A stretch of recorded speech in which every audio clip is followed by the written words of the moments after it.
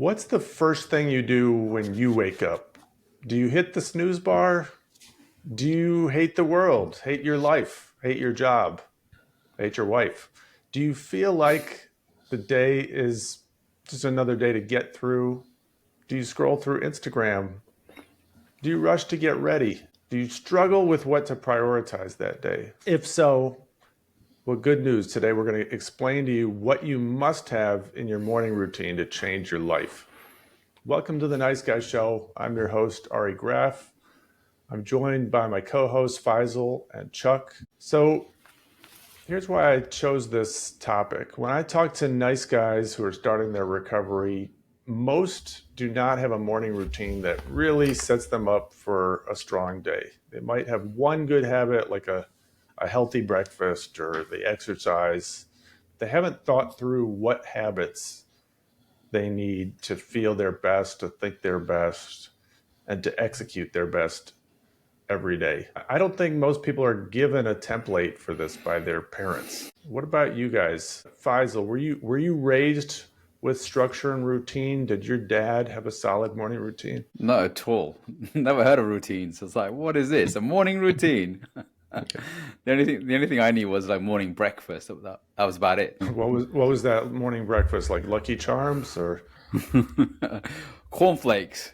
That was it. When I was little, I used to get my mum to make me, eggs, and that was it because I couldn't break eggs open. But that was as far as my morning routine went. And then only when I got into personal development, then did I learn about morning routine and then why it was so important to have a morning routine, and then decided to develop one. Okay, so you weren't given any kind of template growing up. What about you, Chuck? I wasn't given a template. No, I remember my dad, getting ready for work, and he would be in the bathroom getting ready for work, and then he would leave in the morning, and then generally my mom would make me a bowl of cereal, and I would eat that and get ready for school, and so morning routine wasn't something that was talked about even back then. I think morning routine is something that's more within the last, I don't know, 4 or 5 years even. I haven't heard of it until more recently, of people like, you got to have a morning routine. You've got to have, do all of these different things. So, yeah, it was never written into my DOS system. So Your DOS system. back into the That's going way back. the original code, Yeah, when I was putting this together, this show, I was thinking about it. My dad actually had some morning routines. He would go for jogs in the neighborhood. He still recites the sort of morning prayer, Jewish morning prayers, and puts on the tefillin, which is like some gear that you like wrap around your head and your arm. Oh yeah, that little box with the Yeah, is that what it is? Yeah, that black box. Yeah, that black box. Yeah. yeah. I've never done that myself, but yeah, he's been extremely consistent with that. And he writes also. He's got a blog. He used to have his own magazine. So I actually, when I thought about it, I did get some template growing up, but what I didn't get was like, so why do those specific morning routines? Why are those important for how you start the day? That wasn't something that we talked about. That's something that I've only been figuring out over the past few years. So I want to know, for the nice guys, what do you think is the essential morning routine and why? And is it kind of one size fits all, or is it something that really has to be specific to the person? I think, I think there are some routines that one size fits all. But the most important question is, why have a routine? So routine is something that I was introduced to I started to create my own routines because I saw it on everybody else's like morning routine. I'm like, what is this thing? And I started with the most difficult morning routine. This is over 6 years ago. And that was cold showers. You started with the most difficult? Okay. Most difficult. Yeah, it was the cold showers. I was like, oh gosh, I want to start with this one. So it wasn't I had just cold showers. I had a hot shower, then I finished with the shower off with a cold shower. And I hate the cold. I really hate the cold. So I started to do this for several reasons. One is to start initiating into myself, like growing into me. What is it? What's important to me? Prioritizing my needs, myself first. Because most morning routines for most people nowadays in the modern world is they get up and they look at their mobile phone. And what they're doing in what I tell when I'm working with the guys is that you're prioritizing and you're focusing on the outside world, everybody else. And that's what nice guys are because they're all outside in rather than inside out. So they always focus on everybody else, the outside world. And I'm saying, just take some time out to prioritize you, focus on you. So that's my morning routine is I get up in the morning. First thing I say is thank you, thank you, thank you, like 3 times. And then I stay away from my mobile phone, do some cold showers, breath work, meditation. So either of them. Um, and then something that's really important as well is to go out for a walk, a gym or something, but just get out the house.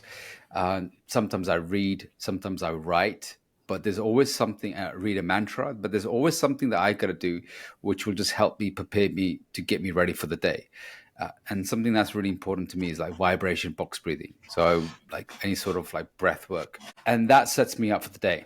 And but How does it set you up? What function does it serve? it sets you. It's like rather than being run by the world, you're being more intentional.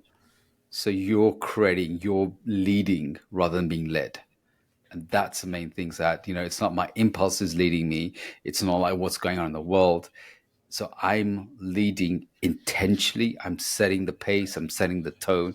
I'm setting like what happens and how it begins.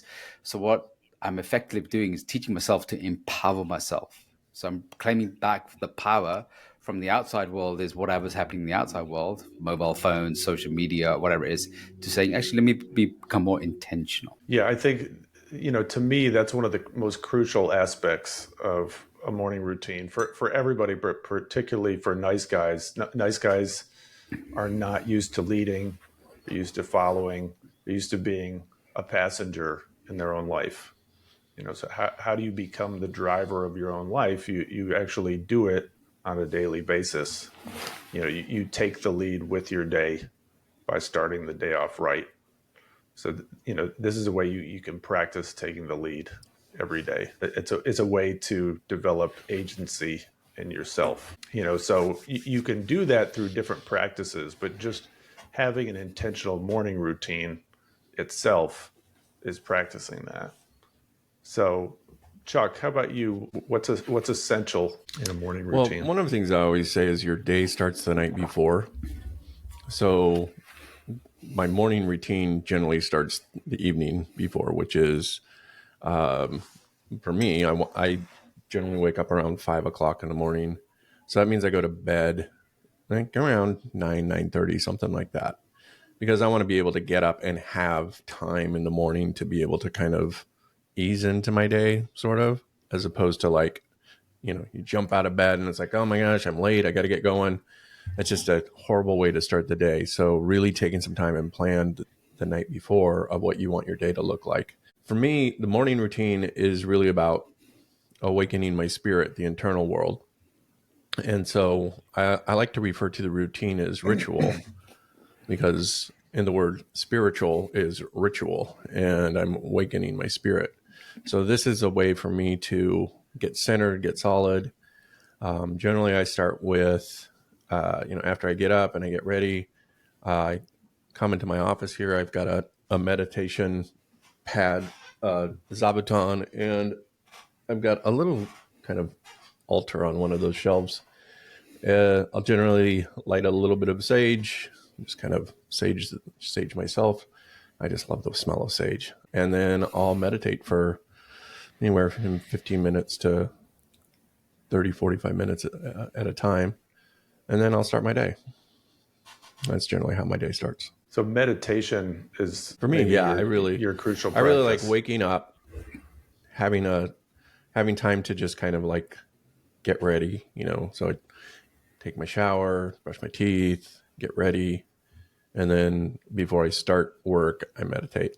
It's just a way of centering myself. Centering yourself. Are you doing any style of meditation or different meditations?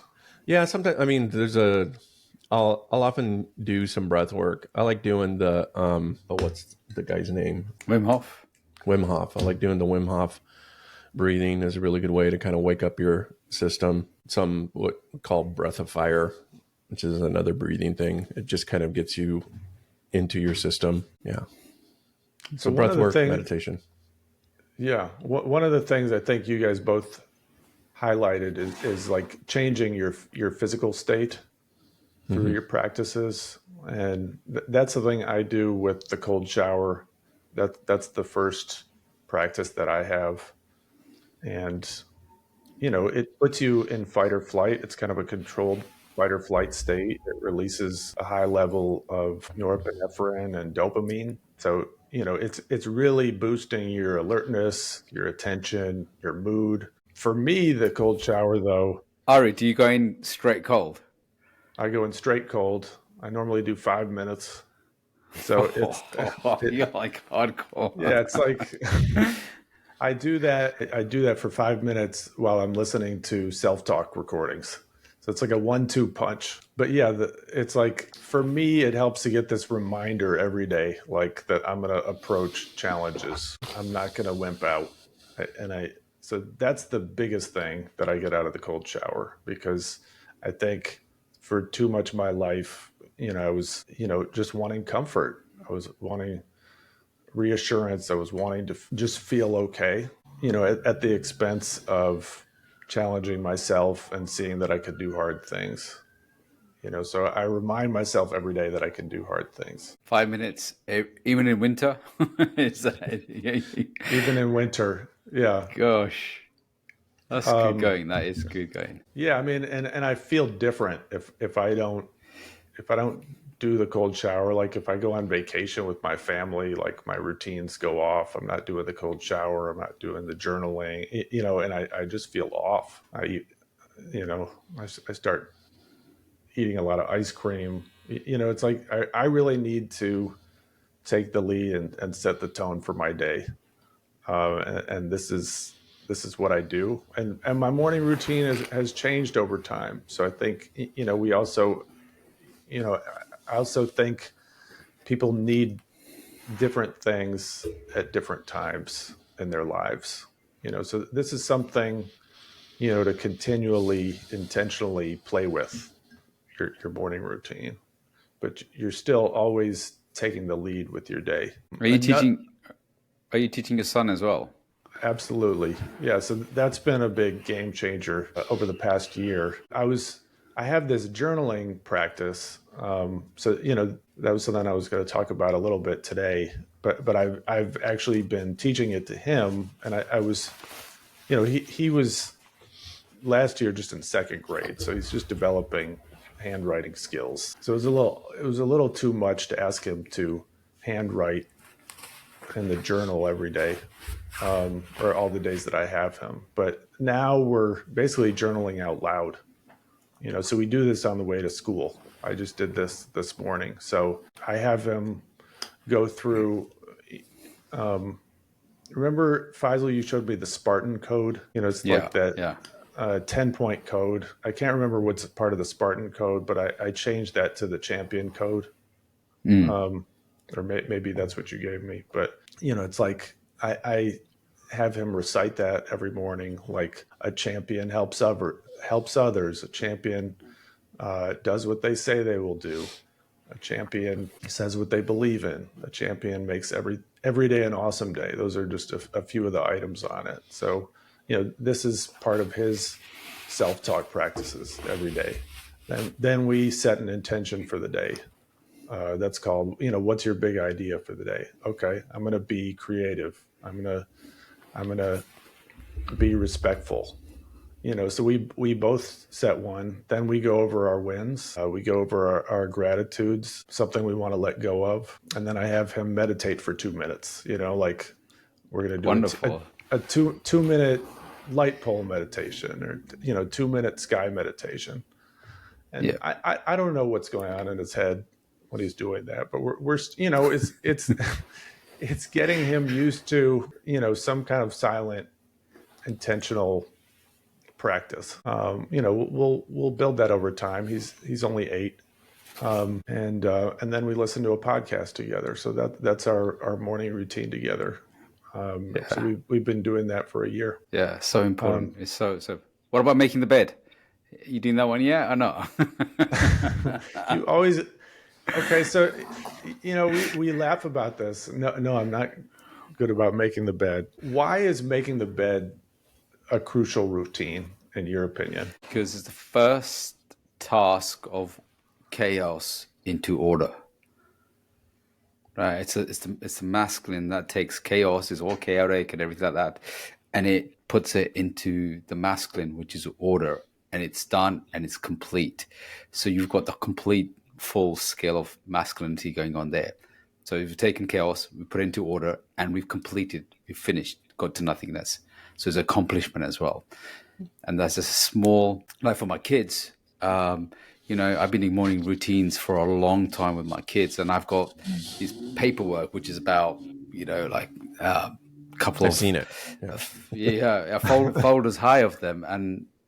And one thing I am not forgiving for them is their morning, is their bed.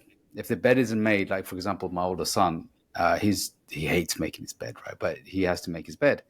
And if his bed isn't made, I'll take away his phone. And he hates it. It's like, wow. I'm like, I told you, it's an agreement. You said we're going to make it chaos into order. Make your bed.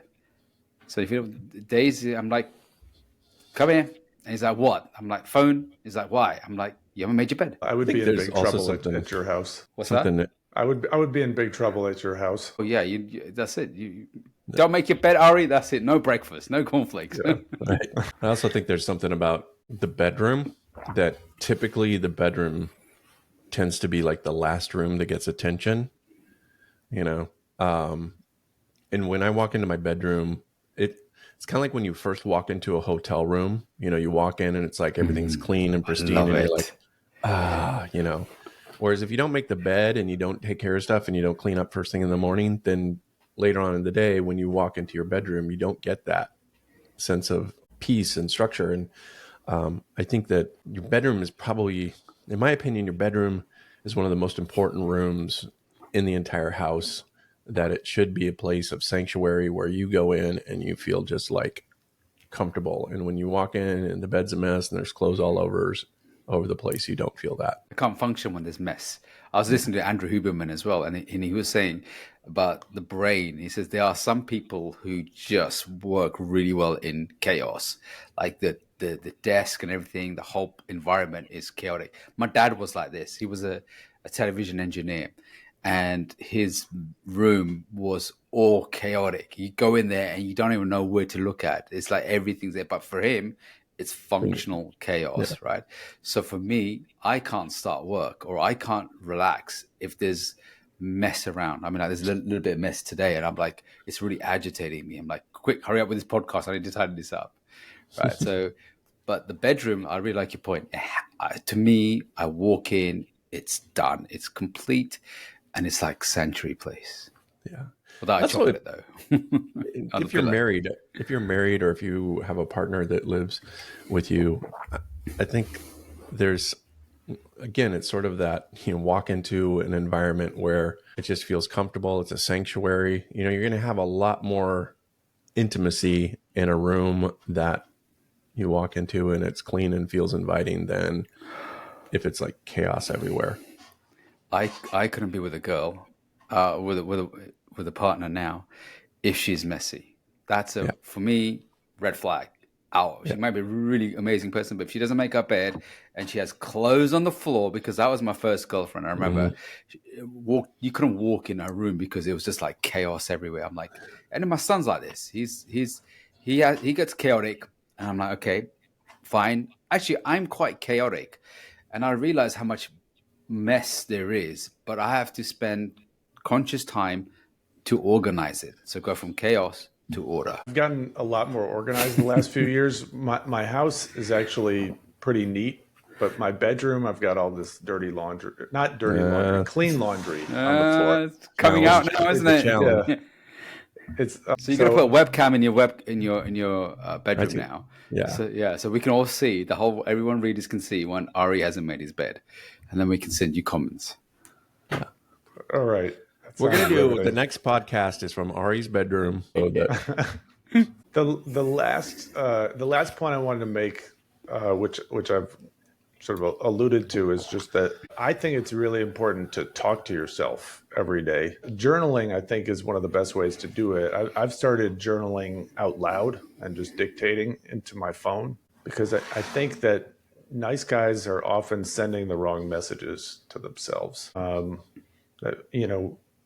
It's not sufficient just to journal and just to get your thoughts out on paper. I think it's actually necessary to have certain journaling practices, like journaling about your wins, journaling about your gratitude, so your wins are something that helps you get out of the default negative settings. It's something that helps you focus on your successes, and it's gonna prime you to think about your wins or achievements throughout the day, and you will actually have more as a result of this practice. And with gratitude, it's going to help you get out of your sense of lack as a nice guy, feeling like everybody else has more women, more money, more this, more that. So gratitude practice is crucial to get out of your nice guy. So I think nice guys need to learn the right ways to talk to themselves. So that's why I think it's an essential morning routine habit.